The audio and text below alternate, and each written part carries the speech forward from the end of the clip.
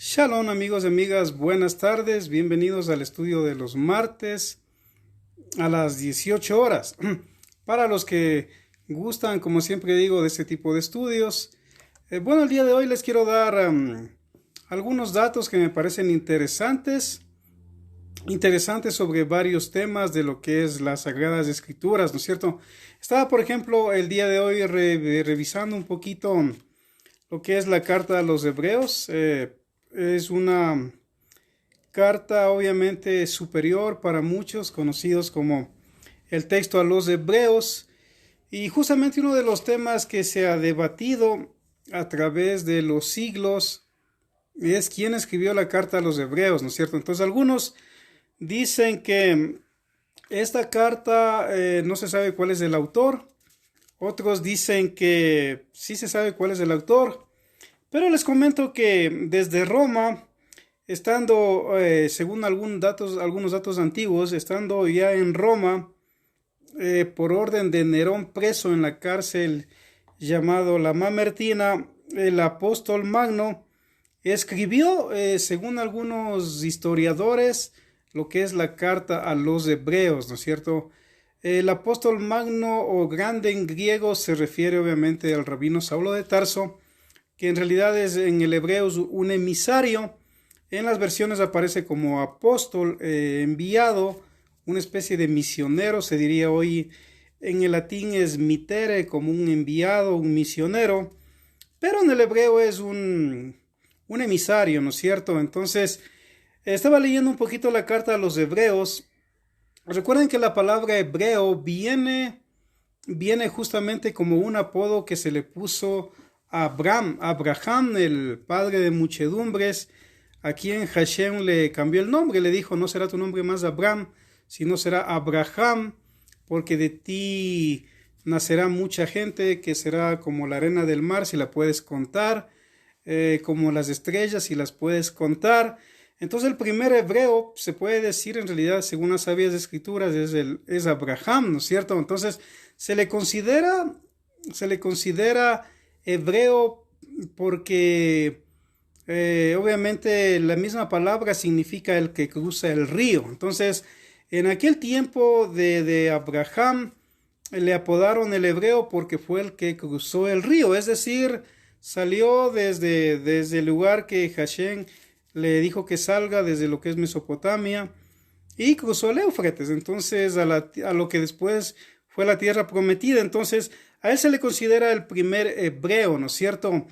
Y con el tiempo, después de Isaac, Jacob, también a los que vinieron como ascendientes o descendientes de Abraham a través de su hijo, de sus nietos, también se le consideró como los hebreos. O sea, entonces en Egipto, dentro de lo que es la arqueología, se ha encontrado en varias tumbas, incluso una figura del que se supone que es José, y obviamente de los hebreos como esclavos trabajando para el faraón. Faraón significa casa grande en lo que es el idioma de Egipto.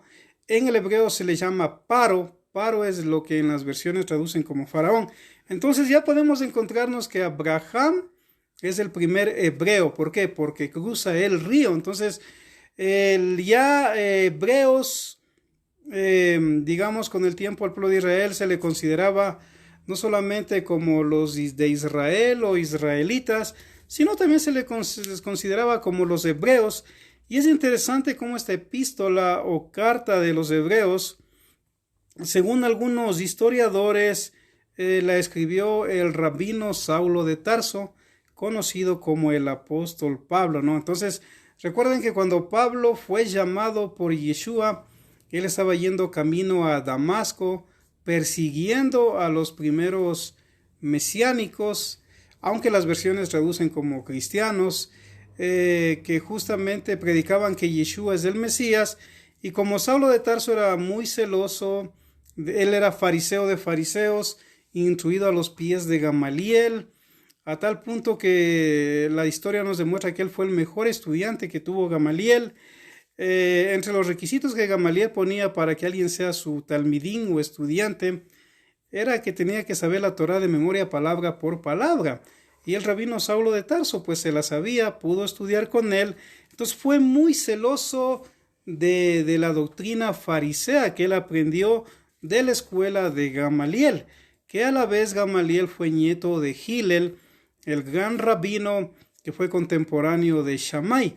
Entonces, según los datos antiguos, el rabino Saulo de Tarso, ustedes recuerdan la historia, fue llamado cuando iba a Damasco, que a propósito les comento, es la ciudad más antigua de la Biblia que sobrevive todavía, la ciudad de Damasco, ¿no es cierto?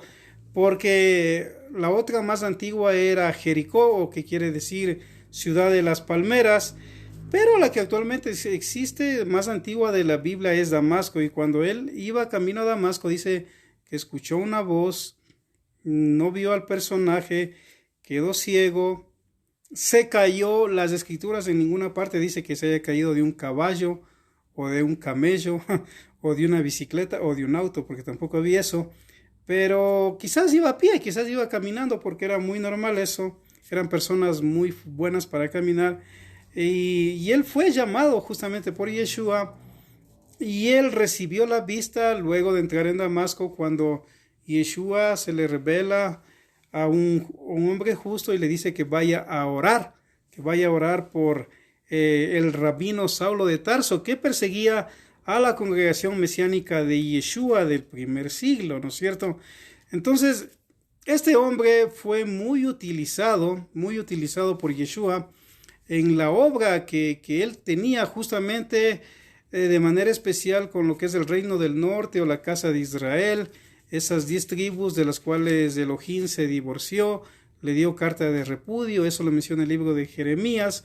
Entonces, él fue llamado como el apóstol, digámoslo así, de los gentiles, pero en realidad la prioridad de él siempre fue la casa de Israel, es decir, las 10 tribus de las cuales Dios se había divorciado, y quería recuperarlas a través de que crean en el mensaje del Mesías, que es Yeshua, ¿no es cierto? Entonces, obviamente había que escoger a un hombre muy inteligente, uno que conocía mucho la cultura griega, conocía la cultura latina, conocía mucho del fariseísmo porque es fariseo, tenía nacionalidad romana, porque en ese tiempo no cualquiera podía tener nacionalidad romana, era muy difícil que alguien sea un ciudadano romano en la época de Yeshua, o en esos siglos que Roma gobernó el mundo conocido.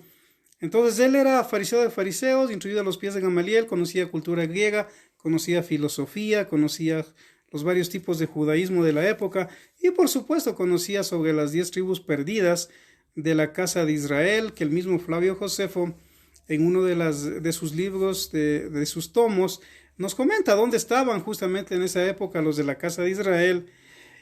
Y Pablo fue enviado a ellos, ¿no es cierto? Entonces el apóstol Pablo tuvo, según algunos, 3 viajes misioneros, según otros, 4 viajes misioneros. El punto es que no se ponen de acuerdo si fueron 3 o fueron 4 viajes misioneros.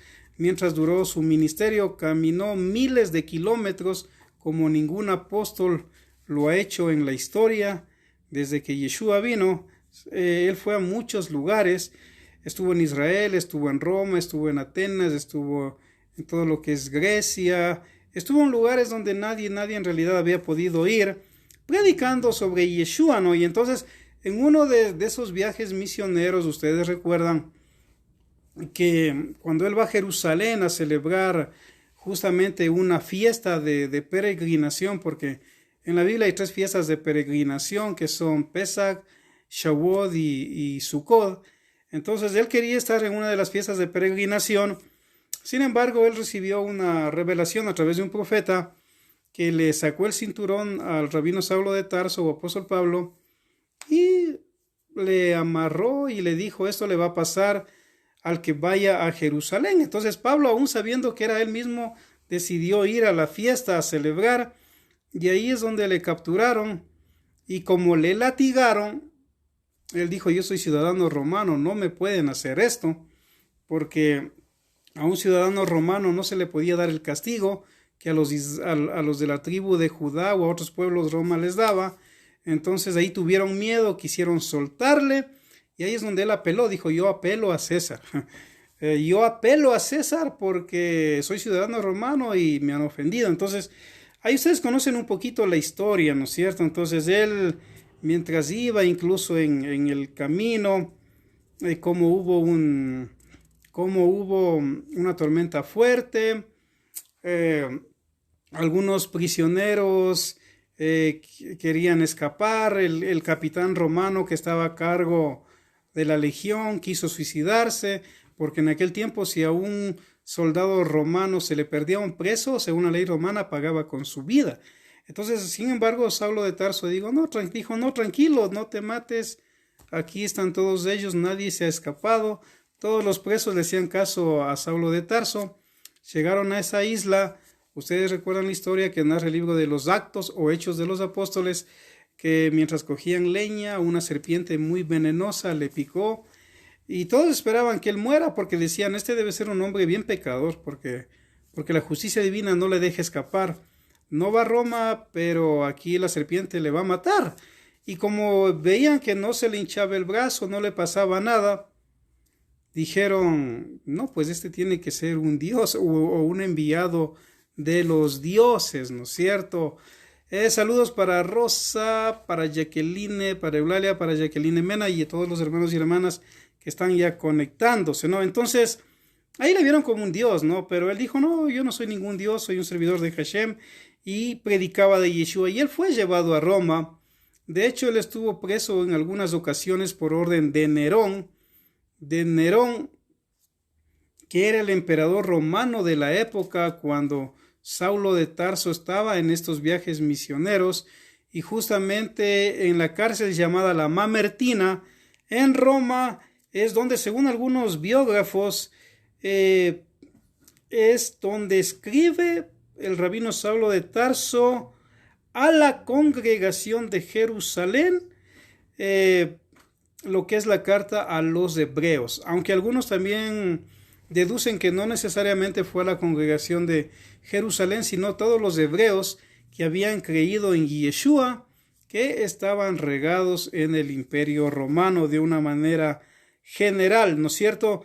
Después fue traducida al griego, obviamente esta carta fue escrita en hebreo, porque iba dirigida para los hebreos, entonces fue traducida al griego, y aquí tenemos un testimonio interesante, ¿no? Porque hay algunos que dicen que fue Priscila y Aquila el que escribió el libro de los hebreos, otros dicen que fue Apolos el que escribió el libro de los hebreos, porque en esta carta no se menciona el autor. Generalmente en las otras cartas de Cefas o de Pedro, de Juan, del mismo rabino Saulo de Tarso, se menciona quién escribe las epístolas. Sin embargo, aquí no se menciona por alguna razón el autor de esta epístola, pero eso ha dado lugar al debate de que no fue Pablo, porque él nunca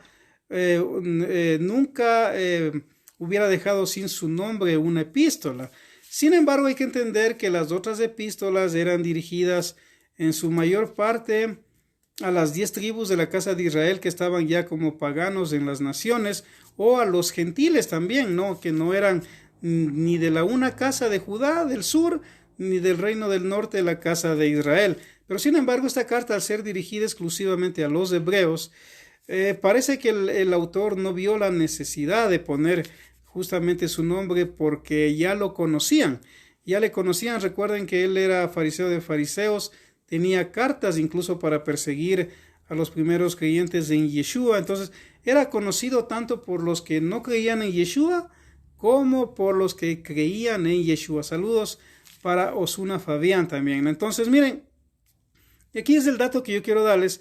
Clemente Romano, si ustedes van al libro de los Romanos, van a encontrar que en el capítulo final del libro de los Romanos, el rabino Saulo de Tarso saluda a 26 personas por nombre, y uno de ellos a los que saluda es a Clemente Romano. Y justamente Clemente Romano, él llegó a ser obispo. Él era judío, a propósito. Clemente Romano no era latino, no era griego como muchos creen. Clemente Romano, él era obispo de la congregación de Roma de Yeshua, pero era judío que había nacido en el pueblo de Israel, sus padres eran judíos y fueron a vivir en Roma. Entonces, San Clemente Romano, como es conocido en el mundo cristiano, él era judío y llegó a ser obispo de Roma y fue discípulo del rabino Saulo de Tarso, conocido como el apóstol Pablo, ¿no? Entonces, en el testimonio de Clemente Romano, él dice que justamente fue su maestro, el apóstol Pablo, quien escribió la epístola a los hebreos. Y eso es un testimonio muy fuerte porque está en la historia. Recuerden que Clemente Romano incluso escribió 2 epístolas a los corintios.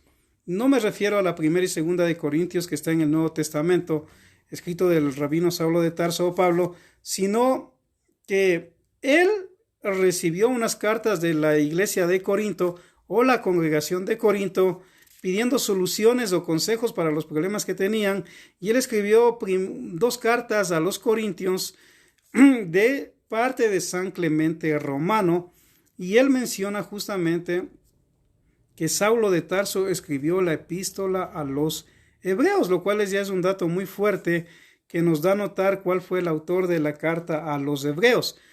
Como otro dato interesante de esta carta, es que más o menos por el año 120, 135 después de Cristo o después de Yeshua, recuerden que Yeshua es el nombre original de Jesús, se encontró, en ese tiempo no había la imprenta, no había Gutenberg, ni siquiera existía Gutenberg, que fue el alemán que en 1445 descubrió la imprenta. No había la imprenta, se escribía en papiros o se escribía en pergaminos. El pergamino es cuero de animal. El papiro es un papel muy delgado que salía en Egipto, en Biblio, sobre todo de donde se proviene la palabra Biblia, que significa biblioteca. Entonces se encontró más o menos en el año 130, 135 libros justamente del rabino Saulo de Tarso, más la epístola a los hebreos, fueron encontrados en un solo volumen, lo cual obviamente uno de sus discípulos lo puso así porque él decía que fue su maestro Pablo quien escribió también la carta a los hebreos. Entonces, en ese librito, por decirlo así entre comillas, estaban las epístolas paulinas, como hoy se conoce, más el libro de los hebreos. Entonces, todo parece indicar que en realidad fue el apóstol Pablo quien escribió el libro a los hebreos. Otro dato interesante es que ¿quién podía hacer un comentario de la Torá? La Torá, recuerden que significa instrucción. Acá se le conoce como Pentateuco en las aulas de teología, el Génesis, el Éxodo, el Levítico, Números y Deuteronomio, pero el nombre original es Torá, que significa instrucción en hebreo. Entonces, ¿quién podía tener el nivel académico, el nivel de conocimiento, la autoridad, como para escribir un libro tan magno como el libro a los hebreos?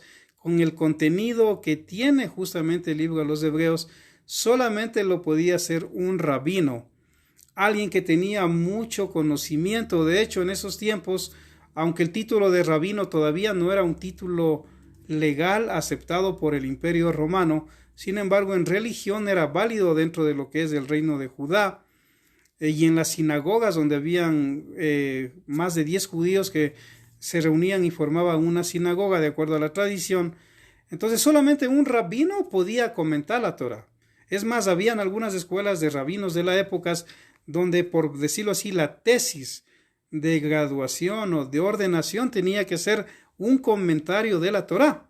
Un comentario de la Torá desde la perspectiva del estudiante que se iba a graduar, ¿no es cierto? Entonces, obviamente, el libro a los hebreos tiene un conocimiento tan grande, tan magno, tan profundo, que solamente alguien como el rabino Saulo de Tarso o apóstol Pablo pudo haber escrito, por los muchos antecedentes que he mencionado, como de Clemente Romano, que fue su discípulo, y él menciona en el año 120 de que fue su maestro quien escribió la carta a los hebreos. Y Pablo lo menciona en el último capítulo de Romanos, justamente a Clemente Romano, a quien saluda por nombre, porque era muy tradicional del apóstol Pablo saludar a veces en sus cartas y dedicar el saludo incluso con los nombres, ¿no? Entonces, esos son datos importantes como para un poquito darnos una idea de lo que es básico del libro de los Hebreos. Ahora, fue escrito en la prisión, que es algo interesante también porque recuerden que en la prisión donde estuvo Pablo, la Mamertina, así se llamaba, ahí él fue enviado por Nerón. Incluso él enfermó en esta cárcel, el apóstol Pablo, tenía unas fiebres tremendas, que incluso el mejor médico de la época romana de Roma, médico personal incluso de Nerón, llamado Esculapio Cultelo, atendió al apóstol Pablo. Se hicieron amigos a tal punto que existe una carta donde Esculapio Cultelo le pide a su sobrino Claudio Ensa, que era el capitán de la infantería de soldados romanos que estaba en Siria, que le averigüe sobre el tal maestro de Pablo, y en la carta textualmente dice: averíguame de ese tal Yeshua que murió en una cruz cuando fue gobernante Poncio Pilatos, dice la carta, y le dice a su sobrino Claudio Ensa que por favor investigue porque ya su amigo Pablo había muerto justamente en la vía Apia, que es una vía muy famosa que los romanos utilizaban en ese tiempo. Recuerden que los romanos fueron el primer ejército que, aparte de pelear, prepararse bien para las batallas, ellos iban construyendo carreteras, a tal punto que había un dicho que decía: todos los caminos conducen a Roma. Saludos para Pepe Miranda, también el hermano Pepe, mi amigo músico, que está escuchando desde el Perú, para Mariana Sinchire también, que está desde la Roldós, para Vladimir desde el Condado, y bendiciones para todos los que se van sumando. Entonces, Esculapio Cultelo, un famoso médico, atendió al apóstol Pablo estando preso, y él dice en su carta que el hombre más magno que ha podido conocer es justamente el apóstol Pablo, dice él, y que le preguntó, le preguntó al apóstol Pablo y le dijo: ¿es verdad que tú predicas de un tal Mesías que pide que se rebelen contra las autoridades, contra nuestro sabio emperador?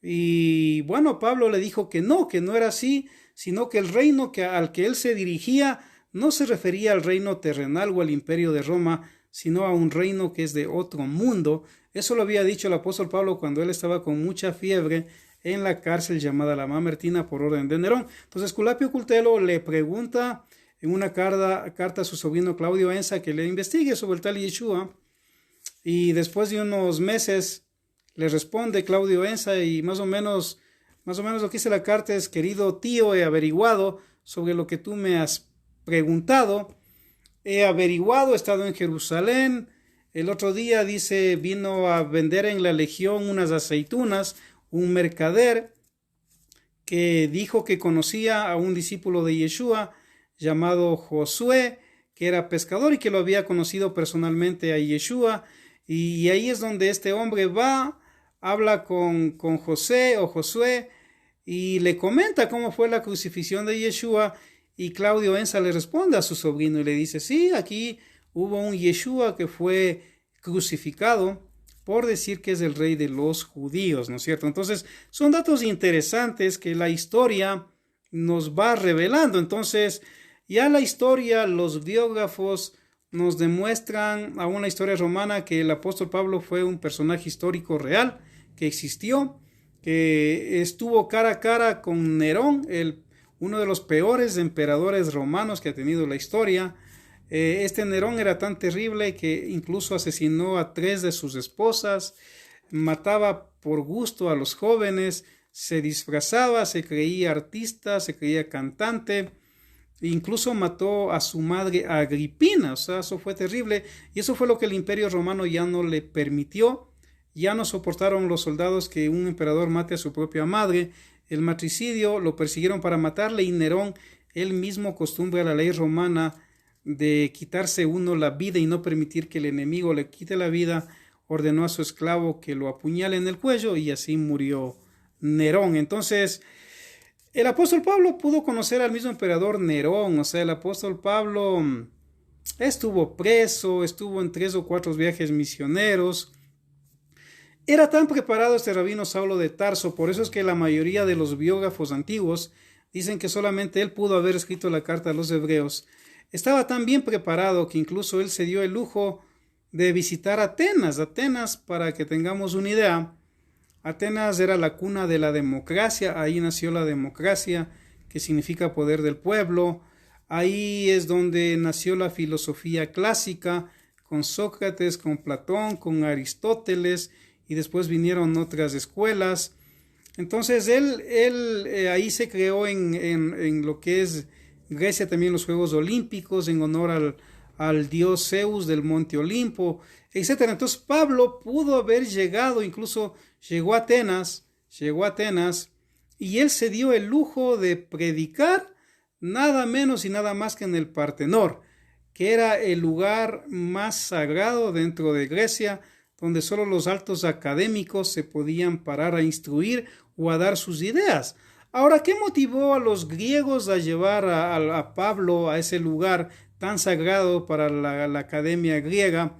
Fue justamente que cuando Pablo llegó a Atenas, él se fijó que en toda Atenas habían templos para todos los dioses, porque recuerden que los griegos eran politeístas. Politeístas quiere decir que creen en muchos dioses, ¿no es cierto? Entonces tenían a Poseidón como el dios del mar, tenían a Zeus como el dios del trueno y era el dios principal, tenían a Afrodita como la diosa del amor, tenían a Bacon como el dios de las fiestas y el dios del vino, y tenían a Hermes como el dios de los mensajes. De Hermes proviene la palabra hermenéutica, por ejemplo, interpretación de los mensajes. Entonces, los griegos habían puesto en Atenas templos para todos sus dioses. Pero por si acaso se les hubiera olvidado alguno, decían al Dios no conocido. Entonces el apóstol Pablo, como era muy inteligente, les dijo: hey, griegos, atenienses, veo que son muy religiosos, tienen un Dios para todo, pero hay un Dios que ustedes no saben cuál es, y yo sí sé cuál es el Dios no conocido, al que ustedes adoran y entregan ofrendas cada año para que no se les enoje, porque no saben quién es. Entonces yo a ese le conozco y les quiero predicar. Y ahí los griegos se emocionaron, les llevaron al Partenón, y el apóstol Pablo pudo predicar a los mejores filósofos, a los mejores políticos de la época de Atenas. Es que en Atenas no vivía cualquier persona, ni cualquier persona podían incluso votar, aunque ya había la democracia, por ejemplo, en Atenas. Solamente cuando comenzó la democracia, los varones que tenían 2 años en el ejército y que eran hijos de padre y madre ateniense podían votar. No podían votar todavía las mujeres, después se comenzaron las mujeres a votar, etcétera, etcétera.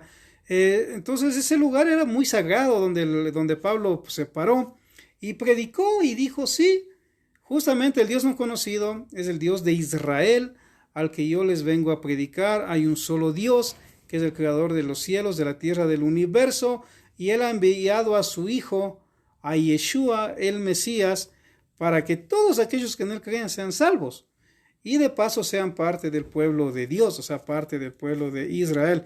Entonces estamos hablando que Saulo de Tarso era un hombre muy inteligente. Él no fue a pelear. A él en ninguna parte le van a encontrar metiéndose a un templo pagano, rompiendo las estatuas, botando los símbolos de los cultos paganos, como ya dicen muchos predicadores que se meten a las iglesias católicas, rompen las estatuas de las vírgenes, de los estatuas de los santos. Y eso obviamente no vemos en el rabino Saulo de Tarso. Él de una manera inteligente fue y dijo: miren, yo conozco al Dios que ustedes no conocen, y es el único Dios. No rompió ninguna estatua, muchos creyeron en él, y en Yeshua me refiero con el mensaje de Saulo de Tarso, y se convirtieron al Dios de Israel, ¿no? Entonces obviamente solo una persona con ese nivel de conocimiento podía haber escrito el libro a los hebreos. Saludos para Fausto Antonio Lara también, que está escuchando, para Alexis Lawasi también. Entonces estamos hablando un poquito de generalidades el día de hoy, ¿no? Entonces una de esas interesante, el libro de los hebreos. Entonces entre lo que va a tratar el libro de Hebreos, que son temas muy profundos, por ejemplo, tiene que ver incluso con lo que es el templo o el tabernáculo, con los sacerdotes, con el Cohen Gadol, con el lugar santo o con el lugar santísimo, que son temas que para la época era muy difícil que los que no vivían en Israel conozcan. Y obviamente solo los levitas o los fariseos podían conocer a profundidad estos temas. Entonces, aquí vemos al rabino Saulo de Tarso explicando que incluso el sacerdocio de Yeshua es superior al sacerdocio de Aarón o del Cohen Gadol. Cohen Gadol es en hebreo el sumo sacerdote, ¿no? Que venía de la línea de Aarón. Entonces aquí en el libro de los Hebreos se menciona que Yeshua es un Cohen Gadol superior al Cohen Gadol de la línea de Aarón, porque justamente Yeshua viene de la línea de Melquisedec. Entonces, entre los datitos que les puedo compartir de aquí, por ejemplo, de este libro, está un tema que para muchos ha sido polémico a través de los siglos. Es en donde en el capítulo 7, por ejemplo, ¿no? Se menciona que ya sobre Melquisedec, recuerden que Melquisedec es un título. En el hebreo, Abraham es un nombre, por ejemplo, o Abraham es un nombre, Isaac, Jacob, pero Melquisedec es un título que exclusivamente se daba a un orden incluso superior a la de Aarón. Entonces, si ustedes recuerdan, el primer Melquisedec que nos muestra las escrituras es justamente aquel que habló con Abraham, porque Abraham fue a pelear con varios pueblos que secuestraron a su sobrino Lot, fue con sus soldados o sus criados o empleados, derrotó a estos pueblos y pudo dejar en libertad a su sobrino Lot y a la familia de Lot. Y justamente ahí es donde Melquisedec le da los diezmos a Abraham, según el libro de Bereshit o Génesis, y ahí es donde Melquisedec le da pan y vino, ¿no es cierto? Pan y vino. Entonces, un dato interesante también, ¿no? Mucho se ha debatido sobre quién es Melquisedec. Para la teología de Roma de los 3 o 4 primeros siglos era el mismo Yeshua o el mismo Cristo, era Melquisedec, porque justamente aquí dice sin padre ni madre. Entonces muchos entendieron que al no tener padre ni madre, como menciona el libro de los Hebreos, se refería obviamente a alguien que ya existía desde la eternidad y según la teología griega y romana podía ser Cristo. Pero les comento algo, que en el contexto hebreo, en los libros antiguos, cuando se dice sin padre ni sin madre, no necesariamente quiere decir que Melquisedec no tenía padre ni madre, no. Lo que está diciendo es que para el cargo de Melquisedec solamente podían tener acceso a aquellos que no hayan tenido familiares en el cargo de Melquisedec. Me explico, que quiere decir rey de Salem, de donde viene la palabra Shalom, de donde viene la palabra Jerusalén, después ciudad de paz. Entonces, en el sacerdocio arónico, por ejemplo, para ser sumo sacerdote Cohen Gadol tenía que venir obligadamente por herencia, por el lado de Aarón, por el lado de los levitas, de la tribu de Leví. Pero en el caso de Melquisedec, según los escritos antiguos, obviamente aquí se refiere que ni el padre ni la madre de Melquisedec tenían que haber tenido antes un familiar en el cargo de Melquisedec. ¿Me explico? O sea, Melquisedec no es un nombre, lo vuelvo a aclarar, es un título que quiere decir rey de Salem, como hoy diríamos el presidente, algo así, el rey de Salem, y justamente él sale y le da pan y vino a Abraham, después de lo que regresa Abraham y le da incluso los diezmos, etcétera. Incluso tienen una charla y conversan. Entonces, de la perspectiva hebrea, no es que Melquisedec no tiene padre ni tiene madre, no, tiene padre y madre, pero cumple el requisito que un Melquisedec tiene que tener, que no tiene que tener en su genealogía alguien que haya sido con el puesto o con el título de Melquisedec. ¿Me explico? Espero no confundirles en este punto, ¿no? Entonces, para ser sacerdote Cohen Gadol en el templo Mishkan o el templo tabernáculo, tenía que venir de la línea de Aarón, si no, no se podía. Para ser Melquisedec no tenía que haber tenido ningún antepasado en ese puesto. Entonces, sin padre y sin madre, según los textos hebreos, Obviamente hubieron algunos Melquisedec, pero el que se menciona en las escrituras en el libro de Bereshit es Shem. Ahora, ¿quién es Shem? Recuerden que Noé tuvo 3 hijos. Él viene de la época prediluviana. Se da el diluvio. 8 personas se salvaron en el arca, más los animales puros. 7 parejas de animales puros y una pareja de animal impuro, según lo que revela las Sagradas Escrituras. Entonces, fue Shem, en realidad el hijo de Noé, fue el Melquisedec con quien Abraham tuvo el encuentro. Ahora alguien podría decir en su lógica humana, pero ¿cómo es posible que sea Shem? Y está hablando con Abraham, pero si Shem viene desde antes del diluvio, sí. Recuerden que antes del diluvio las personas podían vivir hasta cerca de 1000 años. De hecho, Matusalem, el hombre que más ha vivido sobre la faz de la tierra, según la Biblia, vivió 969 años. Adán vivió 930 años, pero Melquisedec, que significa a su muerte enviaré las aguas, vivió 969 años. Y entonces ya podemos ver aquí que Shem, según los textos antiguos, es Melquisedec. Ahora, Abraham fue criado según la tradición de hebrea, según los Midrash y otros libros. Abraham fue criado por Noé y sobre todo por Shem durante algún tiempo, porque recuerden que en ese tiempo, cuando vivía Abraham, el contemporáneo era el enemigo de Dios, que incluso construyó la famosa Torre de Babel, ¿no es cierto? Entonces, Abraham fue instruido a los pies de Noé, a los pies de Shem, que llegó a ser el Melquisedec. Entonces, según la teología hebrea, Shem, que quiere decir nombre en hebreo, fue el Melquisedec, no fue Cristo, ¿no es cierto? Porque dentro de la teología cristiana se interpreta que era Cristo Melquisedec, porque justamente el libro de Hebreos dice sin padre y sin madre. Pero en el pensamiento occidental, sin padre y sin madre quiere decir que no tiene padre ni madre y que fue eterno. Pero en el pensamiento hebreo, sin padre y sin madre significa que no hay Melquisedecs antiguos en su familia, pero tiene padre y madre humano. Me explico, ¿no? Entonces son los temas un poquito interesantes dentro de lo que es el libro de los Hebreos, ¿no? Entonces, entre los datos que les puedo comentar es que justamente al ser escrito para los hebreos uno tiene que entender que la perspectiva es hebrea, no es occidental, no es griega, no es romana, ni siquiera había el cristianismo. Entonces no es una epístola, digamos, que se le puede encajar dentro del cristianismo, porque aquí habla mucho del tabernáculo, habla mucho del templo, habla de los objetos sagrados, habla del sacerdocio arónico, habla del sacerdocio de Melquisedec, etc.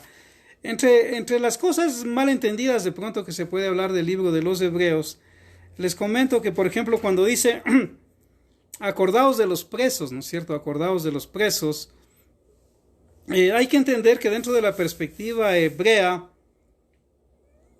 cuando dice Dios acordaos de los presos, o cuando dice Yeshua estuve preso y me visitaste, no tiene necesariamente que ver con la perspectiva que 2000 años después se tiene, ¿no?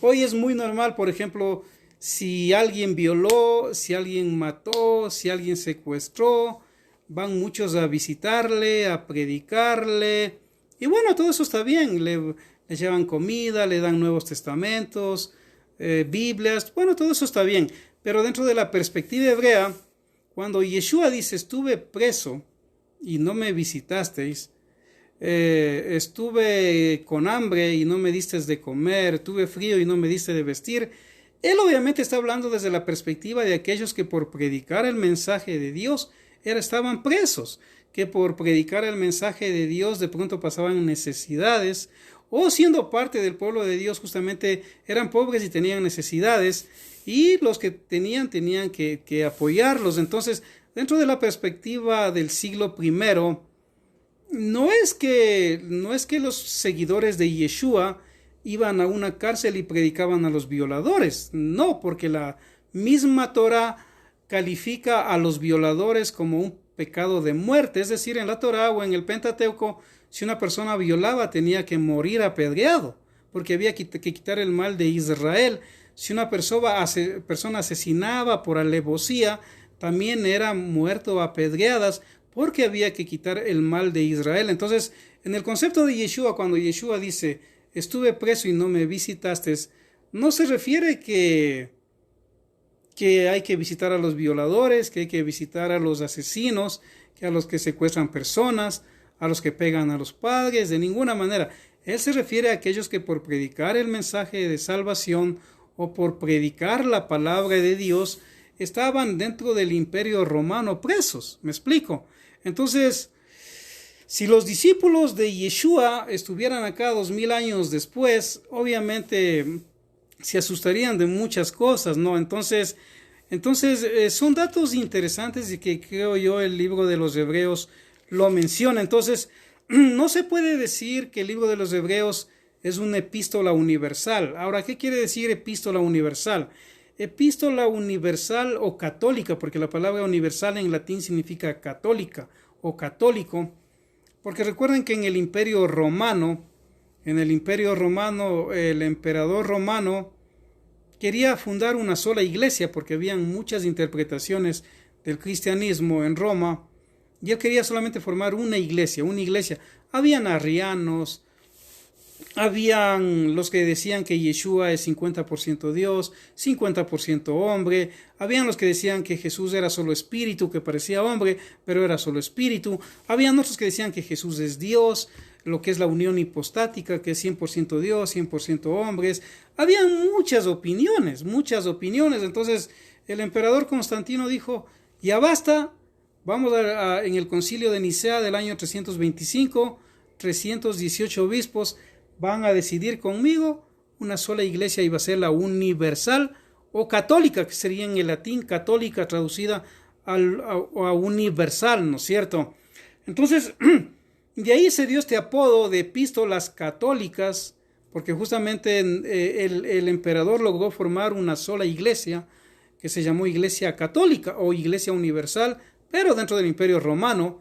No hablamos de Jerusalén porque ellos no accedieron, jamás ellos accedieron a la congregación de Yeshua de Jerusalén, donde primero fue Jacobo Santiago el presidente, después fue un primo de Jesús a la muerte de Santiago, del hermano de Yeshua, fue otro primo el presidente, y así era algo que se heredaba el cargo dentro de las congregaciones de Israel mesiánicas o judías de creyentes en Yeshua.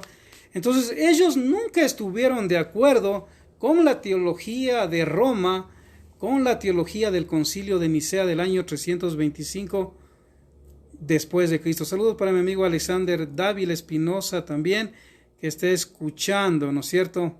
Sí, justamente él dice lo mismo, Hebreos o Hibrid escrito de Shaul para los del desierto. Entonces miren, es interesante notar esto. Entonces cuando se crea o se habla de iglesia católica o epístolas católicas, se está dando un término que lo puso el emperador romano llamado Constantino, que él, a los que no estaban de acuerdo con la interpretación que dieron con esos 318 obispos en Nicea el año 325, los expulsó, a muchos los mató, a otros los encarceló, y ahí nace la iglesia católica romana oficialmente. Entonces hay epístolas a las que se les llama epístolas católicas, en ese sentido tomando la perspectiva católica. Pero en el libro de los Hebreos les comento que no es así, porque va dedicada exclusivamente a los hebreos. Por ejemplo, si usted coge Primera de Pedro, va a encontrar que Pedro dice: Pedro, discípulo de Yeshua, a las 12 casas de Israel que están expatriadas. Si usted coge el libro de Jacobo o Santiago, también Santiago dice: Jacobo o Santiago a las 12 tribus de Israel que están en la dispersión, ¿no es cierto? Entonces, la carta a los hebreos es justamente dirigida a los hebreos, y de manera especial a los hebreos que estaban en el desierto, ¿no? Entonces, como datos básicos de qué nomás trata aquí la carta a los hebreos, se menciona que Yeshua es superior a los ángeles, Claro que sí, porque obviamente Yeshua, al ser el Mesías, el enviado de Hashem para rescatar al pueblo de Israel, tanto de la casa de Judá como el reino del norte, y a todos los gentiles que crean y sean injertados en Israel. Entonces obviamente se habla de que Yeshua, el Mesías, es superior a incluso a los ángeles, a los serafines, a los querubines, a los arcángeles. ¿Por qué? Porque siempre en Israel Moisés es visto como el maestro, el gran legislador, que Dios dio la Torá a través de Moisés. Sin embargo, el mismo Moshe dijo que solamente el Mesías puede ser superior a él, puede ser superior a Moisés. Entonces, aquí se habla en esta carta de que Yeshua es superior a los ángeles. También se habla de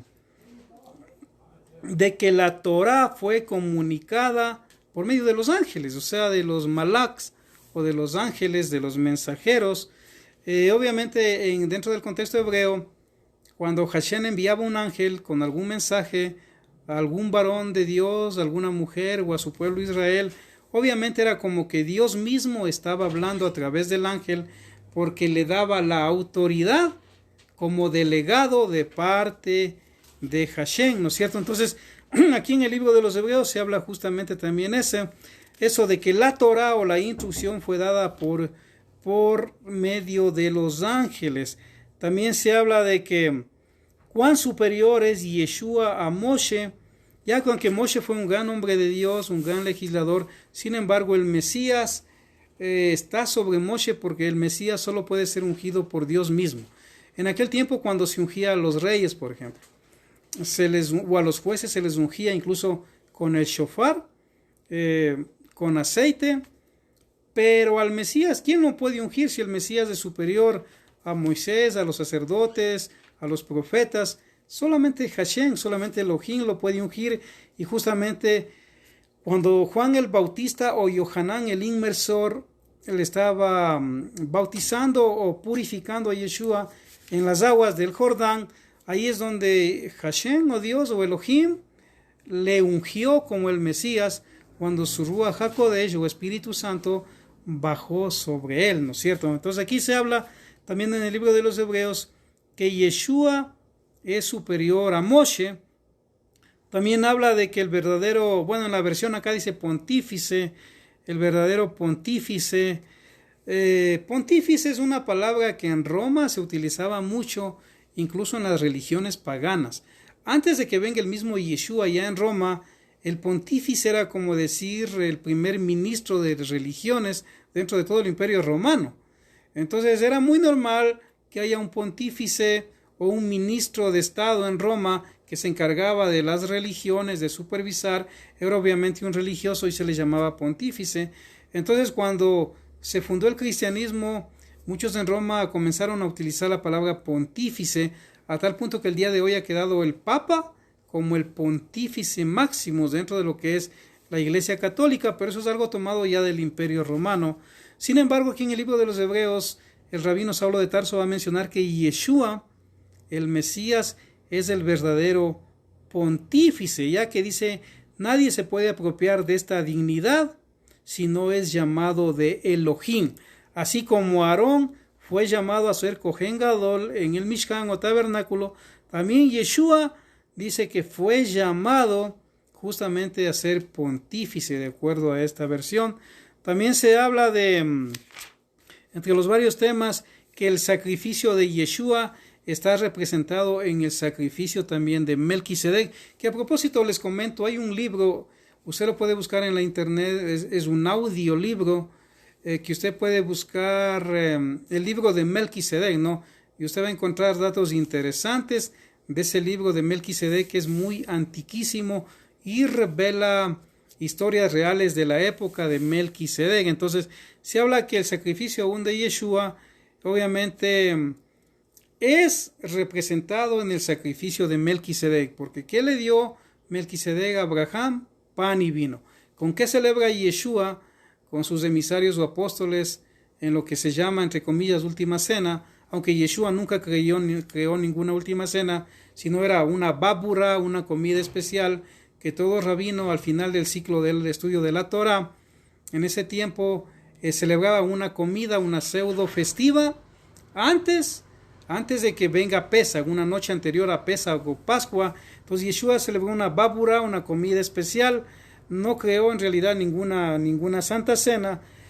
Entonces Yeshua también cogió pan, tomó vino, o los dio a los apóstoles, porque por todo parece indicar que él no comió ni tomó el vino, solo lo partió y repartió el pan y repartió el vino. Entonces también aquí se habla de que Yeshua, él ya es nuestro eterno Cohen Gadol o eterno sumo sacerdote, porque justamente él intercede, dice el libro de los Hebreos, por nosotros o por su pueblo desde los Shemaim o desde los 7 cielos, ¿no es cierto? Entonces también aquí se habla de una nueva alianza, por decirlo así, pero no en el sentido que esta nueva alianza anula la Torá o mal traducida ley, nomos en griego, sino que esta alianza no es que anula las antiguas alianzas, al contrario, las mejora y las esclarece, ¿no es cierto? Entonces recuerden que Dios hizo un pacto hay el pacto adánico, hay el pacto noético, hay el pacto con Abraham, hay un pacto mosaico, hay un pacto con David, y obviamente a través de Yeshua viene lo superior, pero eso no anula los antiguos pactos, al contrario, los confirma, pero los mejora, los aclara. Por eso es que para el Eterno toda la palabra de Dios es válida. O sea, el Nuevo Testamento no puede existir sin el Antiguo Testamento. Si usted quiere conocer el final del libro, si quiere entender el final del libro, tiene que estudiar y conocer primero el principio del libro. Ahí puede conocer todo. Entonces, eso de llamarle Antiguo o Nuevo Testamento en realidad tampoco es algo original.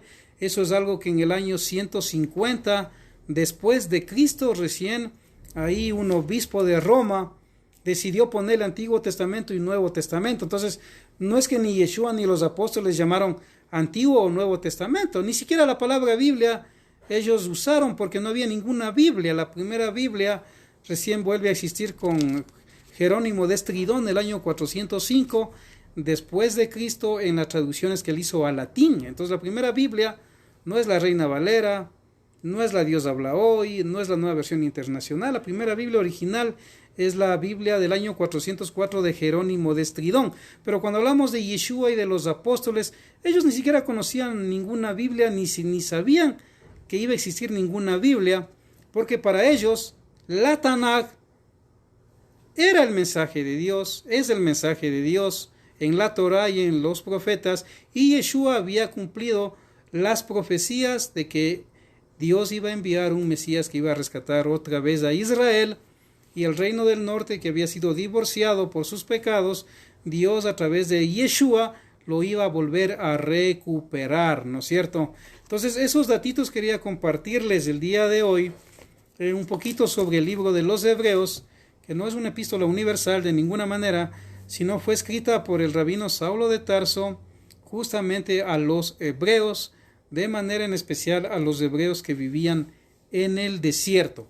Eso ha sido, hermanos y hermanas, un gusto, y nos vemos en la próxima. Shalom.